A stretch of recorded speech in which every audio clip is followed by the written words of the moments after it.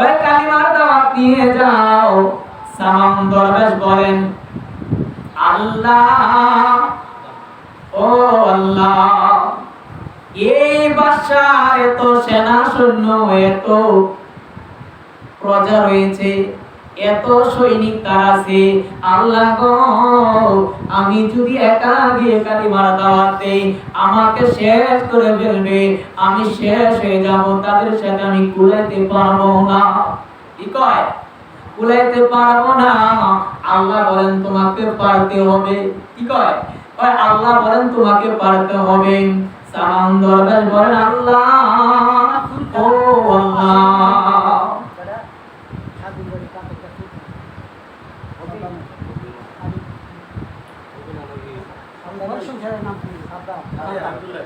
বাবা আমার বন্ধু আমার খেয়াল করুন, এদিকে খেয়াল করেন।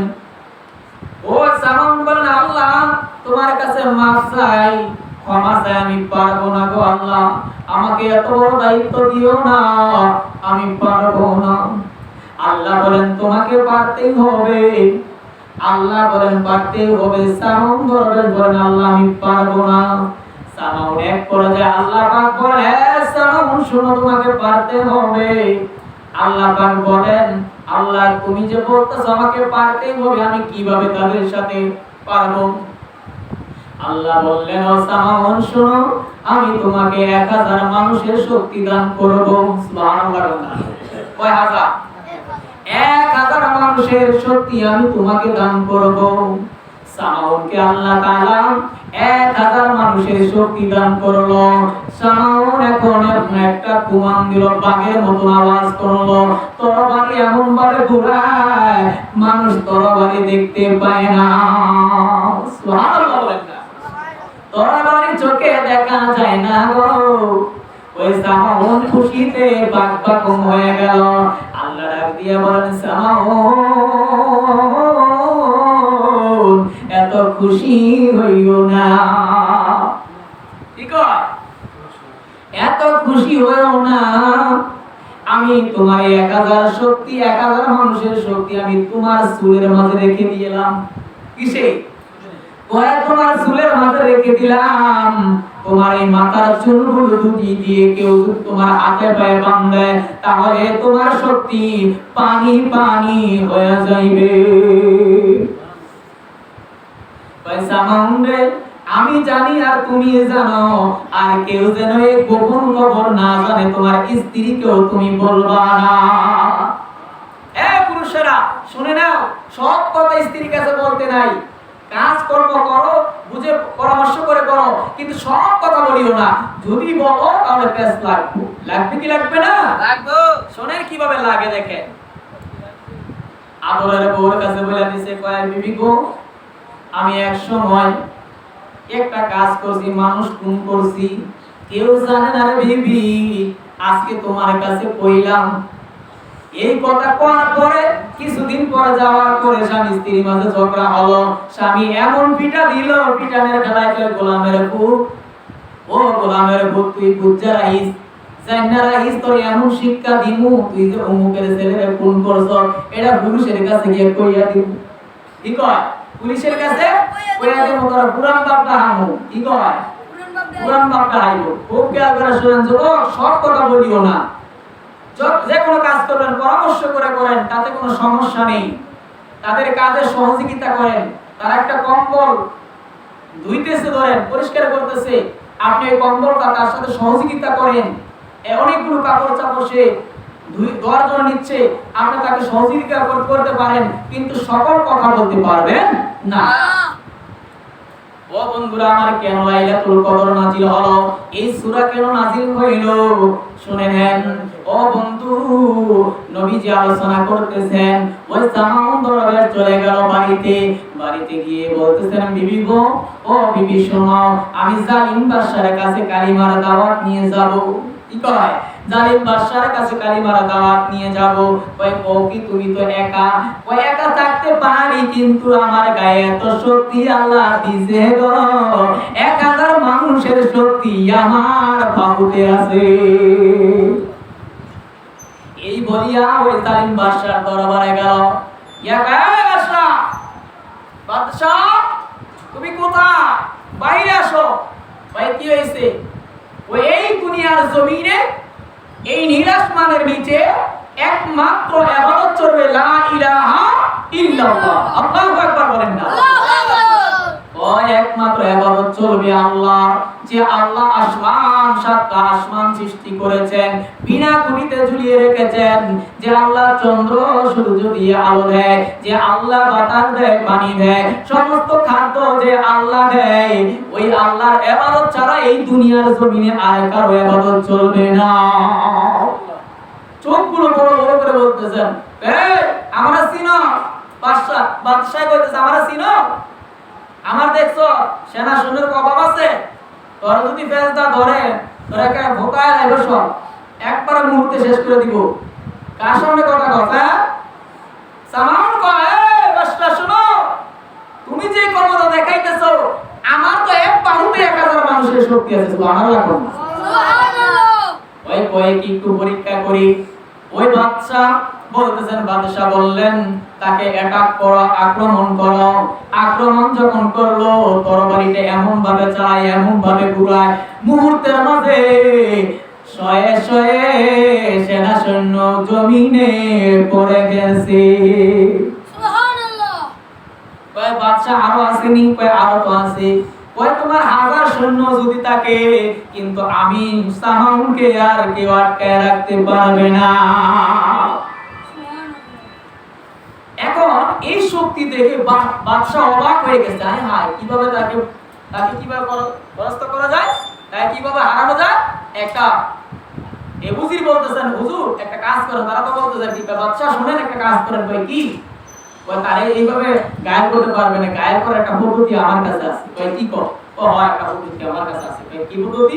কই আমাদের এলাকায় কুটনি বুড়ি আছে, যে মানুষ দেখেন না এলাকায় মানুষের ঝগড়া লাগায় দেয়, জালে জালে ঝগড়া লাগা দেয়, জানোনি তোমার জালে এই করে সেই করে এই বুঝে না বইলা দেয়, অমুকের স্বামী কত কিছু করে আর তোমার স্বামী কিছু করে না, এটা কইয়া স্বামী স্ত্রীর মধ্যে ঝগড়া লাগায় দেয়। এরকম মানুষ আছে না নাই?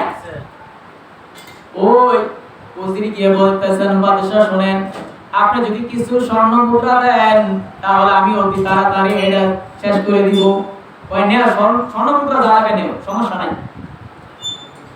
বাবা আমার বন্ধুরা আমার সরে বলছি। তারপরে বলতেছেন ওই বুড়িকে ঠিক করলো। এখন ওই মহিলা সামাউনের বিবির কাছে গেল। কই সামাউনের বিবি গো শোনো, তোমার স্বামী দিনের বেলা যুদ্ধ করতে যায়, রাতে বলে ইবাদত করে, তোমার সাথে সময় দেয় না, যেটা ভালো কথাও কয় না। তুমি যদি রাজার যদি স্ত্রী হও, রাজার একটা কাজ করে দিলে তোমার বাদশা তোমাকে রানী বানাইবো। কি বলবে? রাজরানী বানাইবো। কই কি বুদ্ধি? কই সামাউনটা যদি হাতে বাঁধ দিতে পারো আর রাজার কাছে ধরে দিতে পারো, তাহলে তোমাকে স্বর্ণ দিয়ে তোমার নাকে গলায় সব জায়গায় স্বর্ণ দিয়ে ভরপুর করব আর তোমাকে রানী বানায় দিব।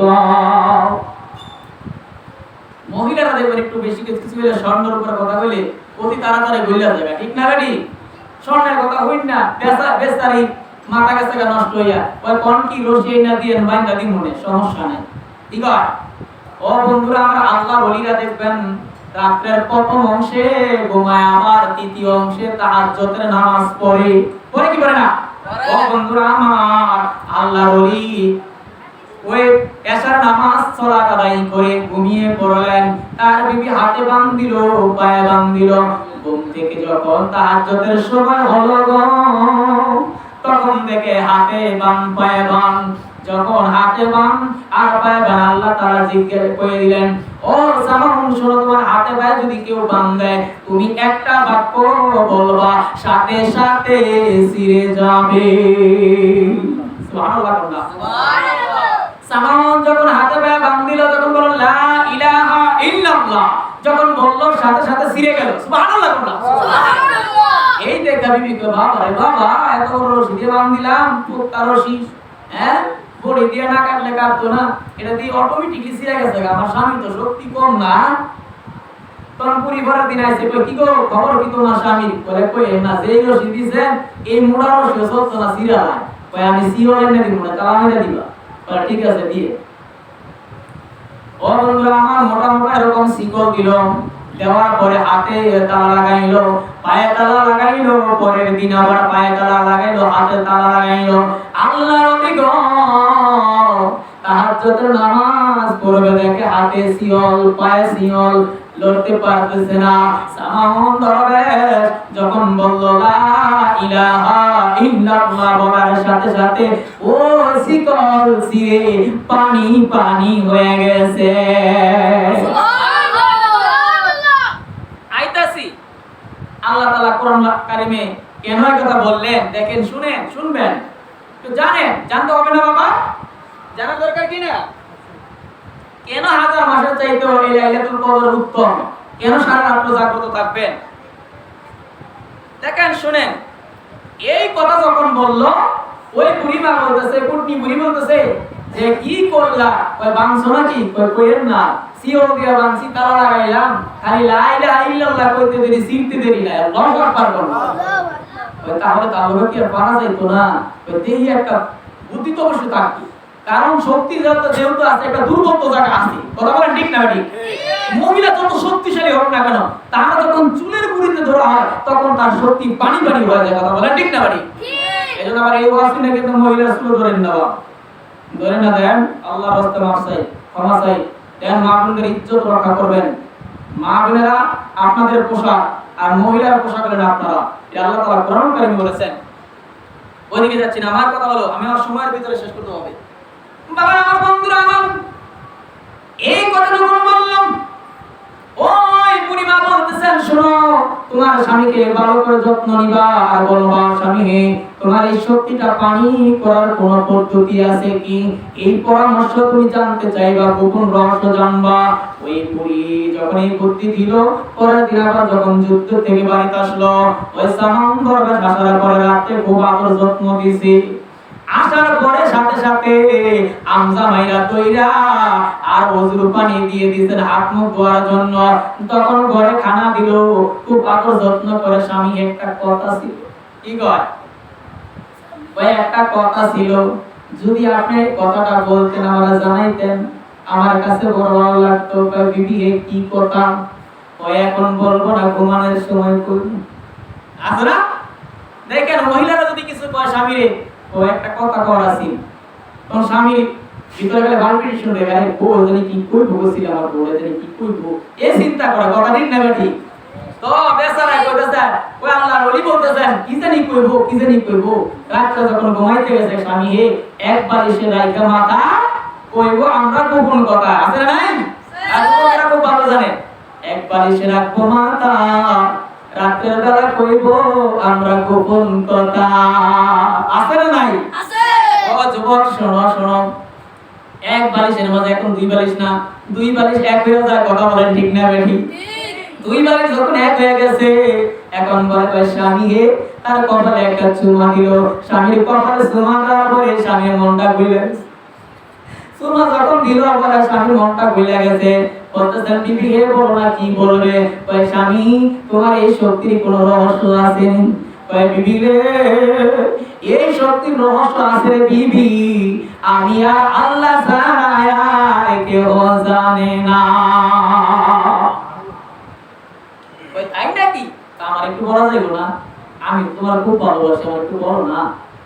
কয় বিবি রে না বলবো না, আল্লাহ না করছে, আল্লাহ নিষেধ করছে। বিবি কয় না একটু বলো না, রাত্র গভীর হয়ে যাইতেছে, কয় বলো না, বলো না, ঘুম আসে না, কয় বলো না।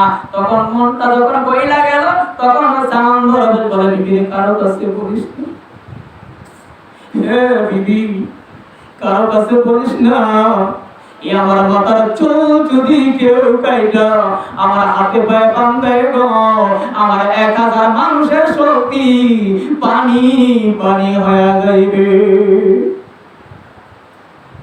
এই কথা বলার পর পরের দিন কয় পাইছি একটা রহস্য। কয় কি? কয় কেসিএন না দিয়ে, কেসিএন না দিছে, দেওয়ার পরে হাতে বাঁধিছে। ওই মাথার চুল কাইটটা শর্টে বলতেছে, অনেক লম্বা ঘটনা, এই শর্টে বলতেছি, চুল কাইটটা হাতে বাঁধিল, লম্বা লম্বা চুল, এটারে গিরো দিয়া দিয়া বাঁধিছে। আল্লাহ তাআলা কইছে গিরো দিয়ে বেশ তোরা সব শক্তি বানি, বুঝেন না?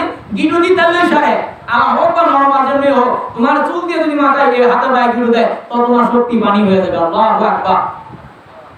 এই কথা বলার পরে চুল কেটে হাতে ভাই বাম দিল, আর লড়তে পারে না। আর লা ইলাহা ইল্লাল্লাহ কাজ হবে না, কারণ আল্লাহ তো গোপন কথা বলে দিয়েছেন না কাজ বলার জন্য। আর কাজ হয় না, কাজ হয় না। এখন ওই বাদশার কাছে ধরায়া দিল, তাকে রাজরানী বানায় দিল, মহিলারা লয়ে গেছে গা। নেওয়ার পরে তাকে টুকরা টুকরা করলো, একটা পাহাড়ের কাছে নিয়ে টুকরা টুকরা করে সাগরে ফেলে দিবে। আর সমুদ্র টুকরা করার আগে বলতেছেন, আল্লাহ